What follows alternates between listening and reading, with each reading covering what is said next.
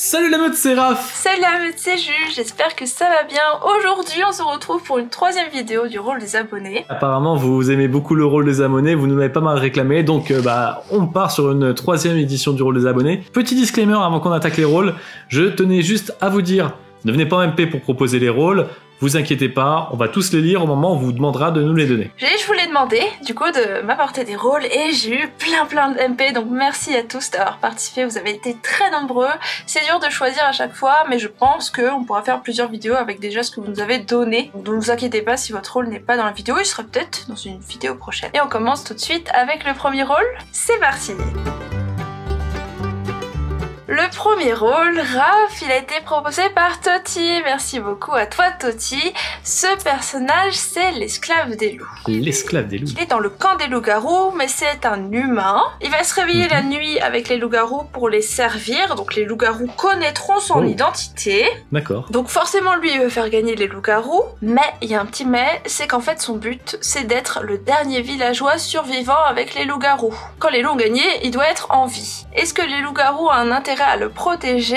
Bah en fait il y en a un petit peu, parce que si l'esclave meurt la journée par le vote du village, eh bien les loups-garous ne pourront pas se réveiller la nuit suivante. Alors tu as dit qu'il était dans le camp des loups, c'est ça? J'ai dit qu'il est dans le camp des loups, mais son but c'est d'être le dernier villageois en vie et pas de force... Enfin, avec les loups-garous, donc il doit faire gagner les loups, mais il se priorise quand même. Il y a un petit bémol en effet. Moi je tiens à féliciter cette originalité qui est que c'est la toute première fois que j'entends parler d'un rôle humain, donc vu innocent par la voyante, mais qui se réveille avec les loups-garous. La plupart du temps, tout ce qui se réveille en même temps que les loups-garous, c'est des loups-garous. Donc déjà, big up parce que honnêtement, je crois pas avoir déjà vu ça quelque part. Moi aussi, dans le loup-garou japonais, ça existe, mais c'est vraiment un sbire amélioré quoi. C'est le stade ultime, c'est le mec qui se réveille avec les loups pour leur donner des conseils. Là, il leur donne pas de conseils, c'est juste un esclave. Mais du coup, bravo d'avoir trouvé ça. Il y a, ceci dit, comme on l'a dit, oui, un problème au niveau du camp du personnage. C'est que lorsqu'on est dans le camp des loups-garous ou quand on est dans le camp des villageois, il faut que notre condition de victoire soit exactement la même. Être dans le camp des loups-garous, ça signifie avoir comme condition de victoire la même que les loups-garous. C'est-à-dire qu'il n'y ait plus de villageois en vie. Pareil pour les villageois, si on est dans le camp des villageois, on a gagné à partir du moment où on a tué tous les loups-garous. Là, c'est pas le cas. Là, c'est un rôle qui a une condition de victoire différente de celle des loups-garous, donc c'est un rôle solo. Bah, de plus que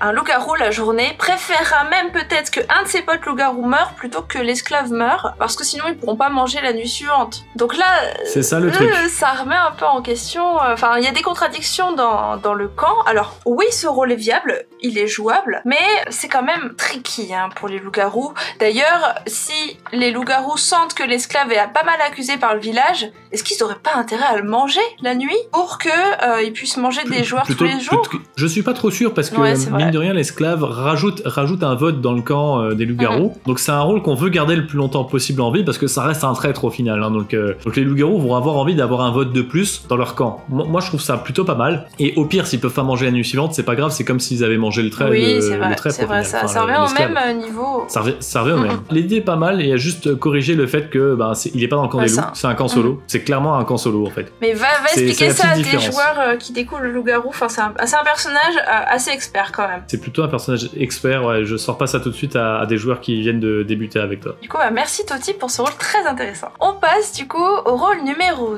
2, c'est le pisteur. Alors le pisteur nous a été proposé par Mathis, merci beaucoup à toi.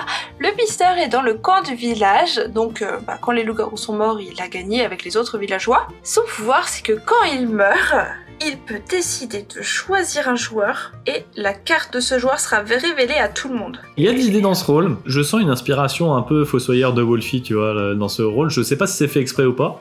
Et le fait de proposer des alternatives, des variantes, c'est très bien. Honnêtement, s'il y a une façon de créer des rôles qui est efficace, c'est de créer des variantes. Déjà, commencer par les variantes. Moi, j'apprécie beaucoup la démarche. Moi, je t'avoue que si tu m'avais présenté ce rôle il y a peut-être 5 ans, j'aurais trouvé ça incroyable et génial. Et des rôles comme ça, en fait, on en a testé plusieurs. Et au final, on s'est dit que c'était une pas si bonne idée que ça. En fait, tout ce qui va être information de voyance révélée à tout le monde, c'est souvent une mauvaise idée. Le principe du loup-garou, c'est que les rôles sont cachés. S'il y a un truc qui révèle sur la place publique le rôle de quelqu'un, c'est souvent très fort. Alors, révéler un innocent, c'est pas très grave, mais potentiellement révéler un loup-garou, ça l'est beaucoup plus. Imagine le pisteur révèle la carte d'un loup-garou, qu'est-ce qu'on va faire la journée suivante? Tout le monde va se dire, bon bah, On va tuer le loup-garou. Et la journée est finie, Voilà. et waouh, enfin, en fait, ça apporte aucune réflexion.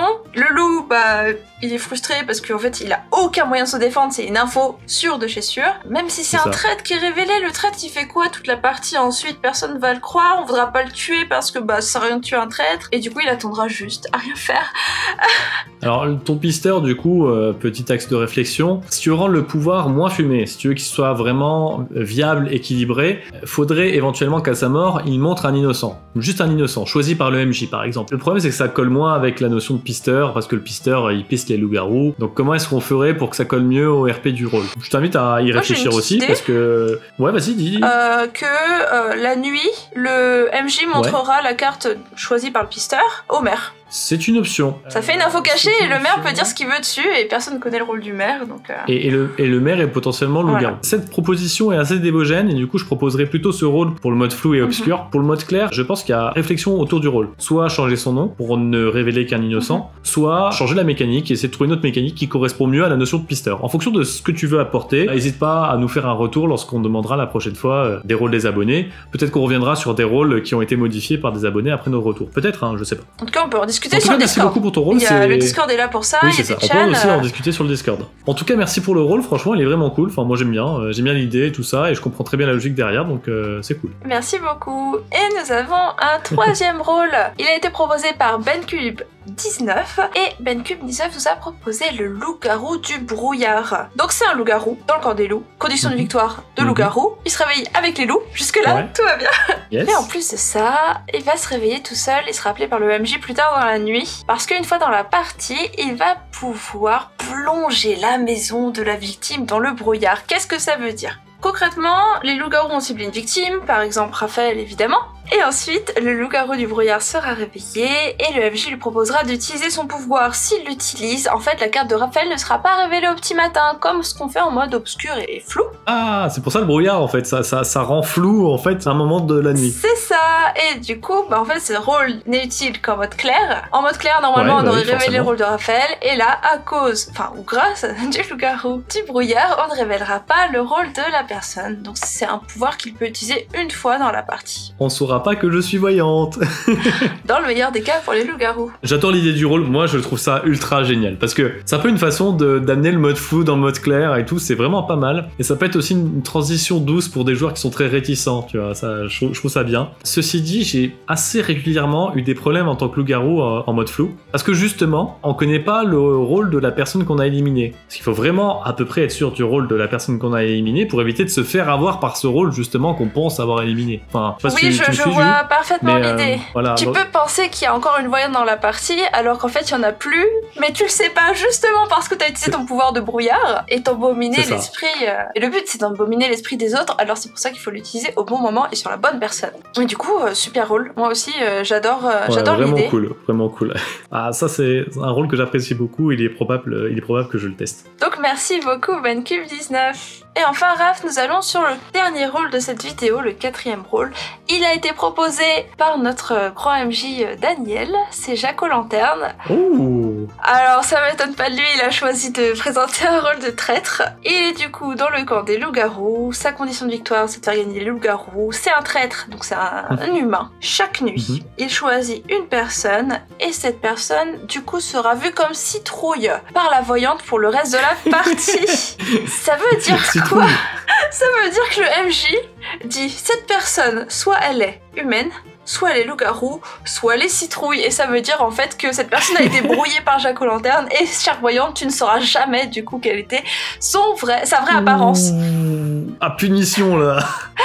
J'aime beaucoup cette idée de rôle aussi. D'autant plus que ça joue dans les trois modes, hein, ça. C'est vrai, ça peut jouer dans les trois modes. Je pense que le connaissant, je pense qu'il l'a pensé pour le mode obscur, mais je vois pas de raison pour qu'on l'utilise pas dans les autres modes. Je pense qu'il serait plus adapté même au mode clair et flou, parce que la voyante, autant elle est indispensable en mode obscur pour trouver des informations, Autant en mode flou et clair, c'est un peu moins grave qu'il y ait une voyante dans la partie, et du coup ça lui fait pas beaucoup de mal d'être nerfé à cette petite voyante. Donc ça lui fait un nerf. Ouais, c'est vrai, c'est vrai. Et je pense que c'est très intéressant pour le mode clair et flou. Ça a aussi le côté, en tant que joueur débutant, lorsque je chope la carte de traître, en fait, je suis un sous-loup-garou, c'est nul. Alors que je chope Jack O'Lanterne, j'ai un vrai pouvoir spécial, tu vois. Enfin, ça a des points positifs Parce partout. qu'un expert en mode obscur, je pense qu'il sera beaucoup plus content d'avoir la carte de traître que le loup-garou, parce que les champs de possibilités sont incroyables quand on est traître. Mais c'est vrai que ouais, t'as raison, pour des débutants, ça pourrait les rendre contents. Faut pas oublier que ce rôle, en fait, est très très fort, hein. Déjà, il brouille la voyante. En plus de ça, d'habitude, un traître, les villageois vont pas le tuer, ils veulent tuer les loups-garous, ça sert à rien de tuer un traître. Là, les villageois devront perdre du temps pour tuer Jack O'Lanterne s'ils veulent plus être embêtés par lui. C'est dur, hein. Donc, attention, c'est coup dur pour le village, ce rôle, hein. Il est vraiment fort. À tester et à retester, je pense. Un bon petit rôle pour Halloween. C'est ça, c'est vrai. Bon bah voilà, c'était 4 rôles fort sympathiques, vraiment j'ai beaucoup aimé. N'hésitez pas à commenter, à partager la vidéo aussi, ça pourra éventuellement servir des MJ dans les parties que vous faites IRL après le confinement. Du coup, moi j'ai récupéré un bon paquet de rôles. Si vous avez des rôles à proposer, allez dans notre Discord et allez dans la section Discu Loup-Garou. Vous pourrez en discuter avec les membres de la meute, ils seront très contents. Mais là, en ce moment, j'en récolte plus, j'en ai déjà plein. Parfait. Portez-vous bien et le village s'endort.